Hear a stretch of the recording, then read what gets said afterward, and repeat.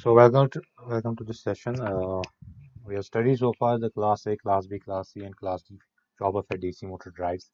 We have understood how a Class A chopper makes the motor operate in the first quadrant, how a Class B chopper makes the motor operate in the second quadrant, Class C makes the motor operate in first and second quadrant, Class D makes the motor operate in first and fourth quadrant. And today we'll be seeing the Class E chopper. So using a Class E chopper, we can actually make the motor operate in all the four quadrants. So we have actually four switches and four anti-parallel diodes in case of a Class E chopper.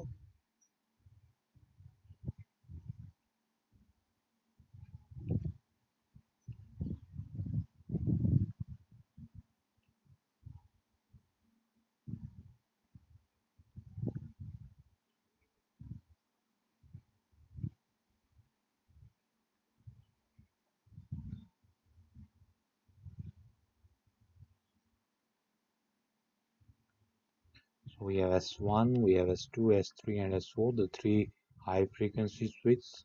We have D1, D2, D3, and D4.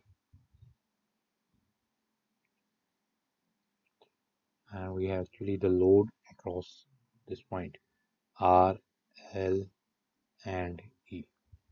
We are assuming the polarity of E initially to be like this. So if by convention we'll say that this represents the positive output voltage V0. Uh, so first of all, let's see this sequencing in which the um, switches and diodes operate, and accordingly we see how different frequencies represent different quadrant operation. So we'll start with S1 and S4 being on. So while S1 and S4 are on, we can safely say that output voltage is equal to VDC. That means S1 and S4 are on. The current is flowing in this direction through the load,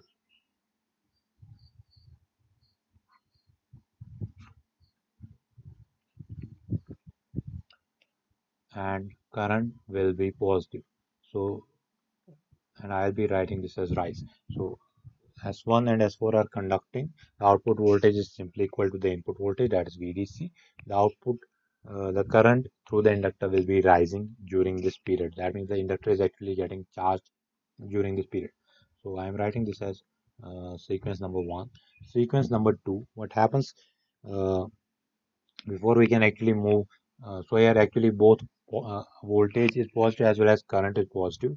We want to make the motor operate in the next quadrant, but before that happens, we need to make sure that the inductor gets discharged. So how we can discharge the inductor during this time period is that we turn off the switch S1 and S4 is conducting along with D2. S1 is turned off, we remove the pulses from S1. S4 and D2 are conducting. So while S1, S4 and D2 are conducting, we can say that uh, the direction of current because of the inductor is in this fashion. So accordingly, our output voltage will be equal to the freewheeling voltage during this time, that's nothing but zero. Right? During the time period S4 and D2 are conducting. It's actually a freewheeling period. The output voltage is zero. Current is still positive since inductor is the source of energy.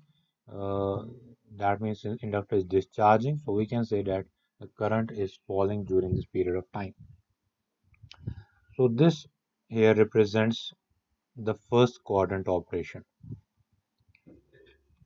In this during this sequence number two, we can see that voltage is zero, current is positive, so we cannot actually say whether it's operating in any quadrant or not. Sequence number three, now what happens after this is once the inductor completely discharges, we trigger on switch S2 along with diode D4. So once S2 and D4 are on, we can say that it's actually E that is forcing the energy during this time period. So current will be flowing in this direction. So we can see as S2 and D4 are on, the output voltage is again the freewheeling voltage only, that is zero, but the current will be negative. And since E is forcing the current through the inductor, inductor is again getting charged in a negative direction now. So I naught will be negative, but it will be rising. So what we can see here is that S2 and D4 are on for a particular period of time. Output voltage becomes zero, current becomes negative, and we have a rising output voltage. After this, what we do is that the next sequence actually involves the conduction of the two diodes D1 and D4. So we are triggering of all the switch in this circuit. So once D1 and D4 are actually on, the current will be in this direction. So actually the inductor uh, is now feeding the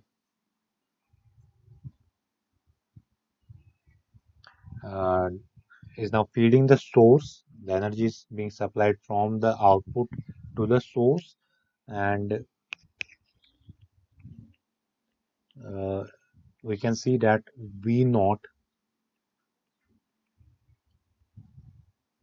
this end is connected to this, and that means our output voltage is still positive only, but the current is negative. And since it is the inductor that is forcing the energy back to the source, we can safely assume that the current through the inductor is now actually decreasing, it's falling. So we have these four sequences so far. In this, so sequence number 4 actually represents the second quadrant operation where voltage is positive but current is negative. So first we have S1 and S4 on. Output voltage is equal to input voltage. I naught is positive. This is the first quadrant operation. Moving from first quadrant to second quadrant will actually involve two more steps. In the first step, we have to decrease the voltage from the inductor. So S4 and D2 are on. So inductor becomes discharged. In the next step, we make the inductor charged by switching on S2 and making S2 and D4 conduct for a simultaneous. So during this time period, again the output voltage is zero. It's referring to freewheeling period, but the current through the inductor is rising. It is negative in nature. And finally, we move to the second quadrant operation, wherein now we can make the diodes D1 and D4 be conducting. So now moving from second quadrant to third quadrant, again there is now certain steps. So the fifth step here will be so for the fifth step, we'll now assume that the back EMF is actually become negative. For the third and fourth quadrant operation, we'll assume a reverse polarity of uh, back EMF. So I'm drawing it here. Now he is in this direction. So what happens in the fifth step is we'll be conducting switch S2 and S3. So while the switch S2 and S3 are conducting, now inductor is actually at this point, inductor is completely discharged, so current can be current can flow in any direction possible. So when S2 and S3 are conducting, we can say that the current is flowing because of the source voltage in this manner, shown by the blue lines. So current is flowing from source through switch S3, through the load, through switch S2, back. Fine. So S2 and S3 are on. So during this time period, what will be the output voltage is now that this end is connected to this polarity, and so V naught is negative. So in other words, we can say it's negative VDC. Fine. It was here positive VDC, and current is negative as well, and it's rising. So this is definitely the third quadrant operation. So in the third quadrant operation, S2 and S3, they are both conducting. Output voltage becomes negative VDC. Current becomes negative. In the first quadrant, V naught was positive, I naught was positive. In the second quadrant, V naught was positive, I naught was negative. In the third quadrant, V naught is also negative as well as I naught is negative. That means the net power is positive. So that's why you can see that actually the source is feeding the energy to the load. So this is about the third quadrant operation. Now moving from uh, third to fourth quadrant, there will be fairly a number of steps. So after this, what we do is that we only make the chopper switch number 3 to conduct while turning off switch. So during this time period, S3 and D1, they will be on. Output voltage, that means S3 and D1 is conducting like this. The output voltage will be the freewheeling voltage, that's actually 0, and the current will be simply it's still negative. It was rising initially, now it will be falling. So during this time period, we have actually made sure that the inductor gets discharged. Uh, Now in the next time period, we can see that our we have actually reversed the polarity of E.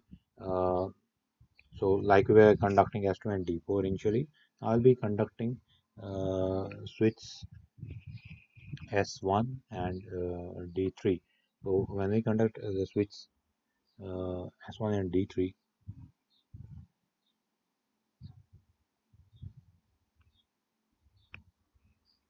or we can actually make it,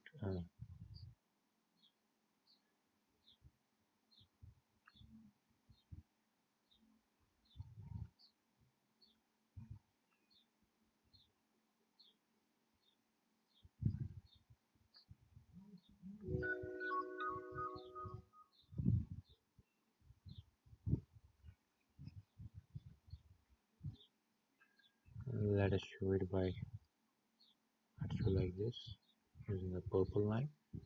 So while S1 and D3 are conducting, while S1 and D3 are conducting, we can see it's actually polarity of E has reversed. So he is actually now forcing the current in this direction through the inductor. Uh, so inductor gets charged during this period. Output voltage is still 0 only. Mm,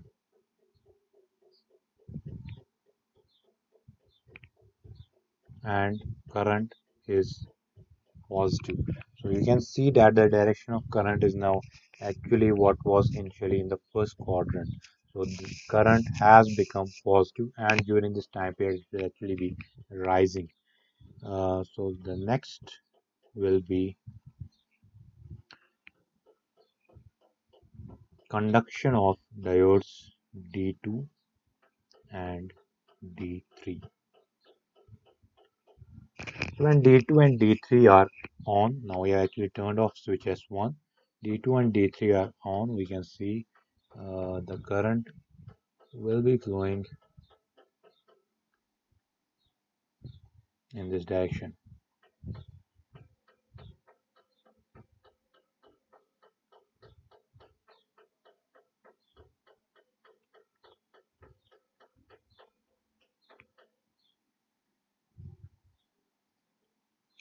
So V naught output voltage is getting connected to the input, but it is getting connected in such a manner that output voltage is equal to negative VDC. Current is still positive only, but it will be falling during this period. The inductor will actually supply the energy to the source. Since power is negative, inductor will become the source of energy. This clearly is the fourth quadrant operation wherein we have the negative voltage and a positive current. So these are the sequence in which the class E chopper can be made to operate. S1 and S4 initially conducted. We have positive voltage, positive current. To get the current back to zero, we need to make sure that S4 and D2 are on. Then we actually make the current to rise in the negative direction by keeping S2 and D4 on. Then finally get the current back to zero by making D1 and D4 on. During this time period also the voltage will still remain positive. So this is the second quadrant operation. And to make it operate in the third and fourth quadrant, we actually first of all reverse the polarity of back EMF. So if it happens naturally, uh, it will happen naturally actually in the system in a DC motor. So we can see that if we are conducting S2 and S3, the current will be negative, voltage will be negative. If we are conducting diodes D2 and D3, uh, we can see that the current will be negative as well as the current will be positive, but voltage will be negative. So in short, we have four operations. S1 and S4 will get the first quadrant operation. D1 and D4 will get the second quadrant operation. S2 and S3 will get the third quadrant operation. D2 and D3 will get the fourth quadrant operation. The rest of the operations are required to actually get the current through the inductor to discharge or to charge. Right. So we can draw the waveforms. We can see.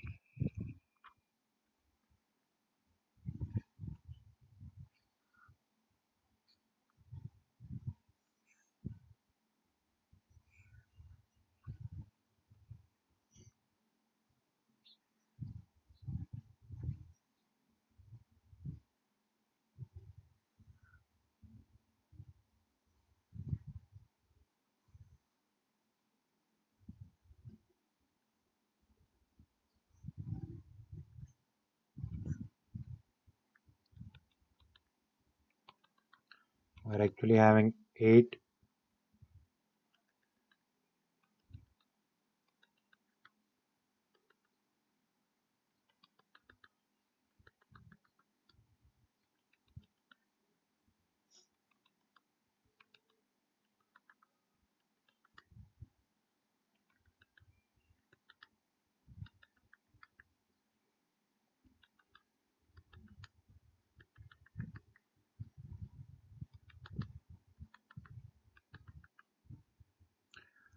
So this is a quadrant operation. We can see that V naught, I naught.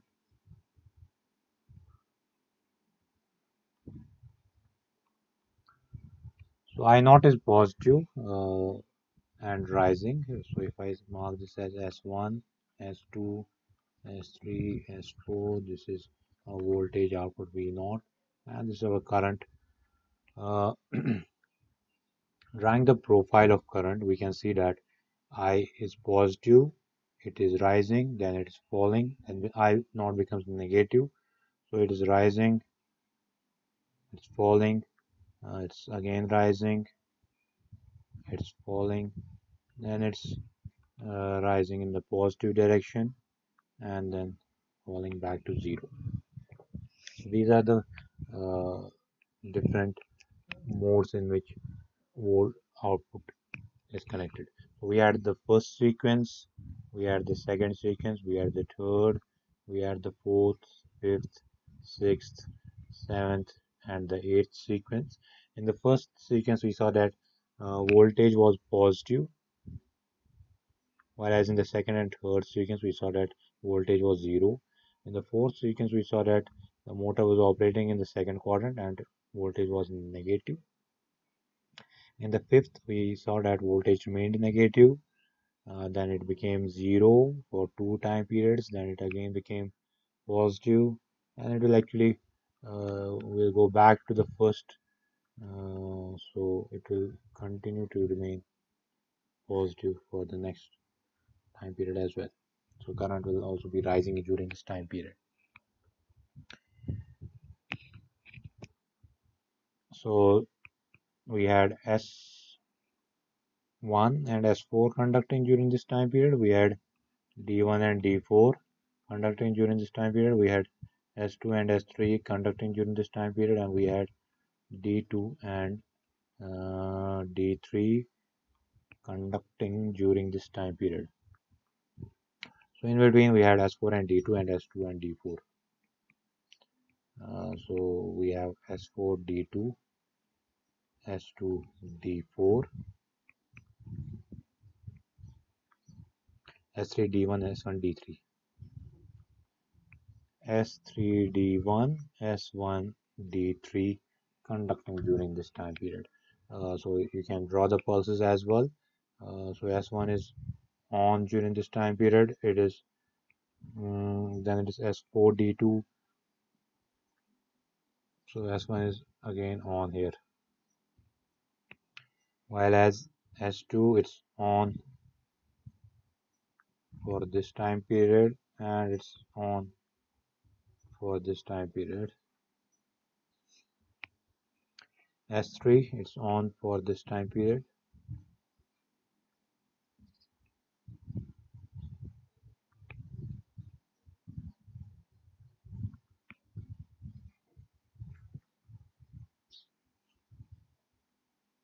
As far as S4 goes, it's on during this time period and it's on during this time period.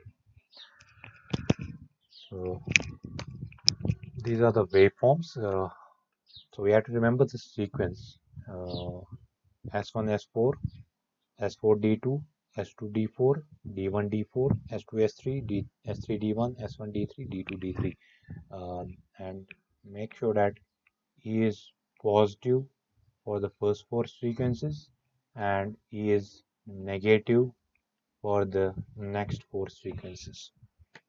So this is all about class C chopper and how it makes the motor to operate in all the four quadrants.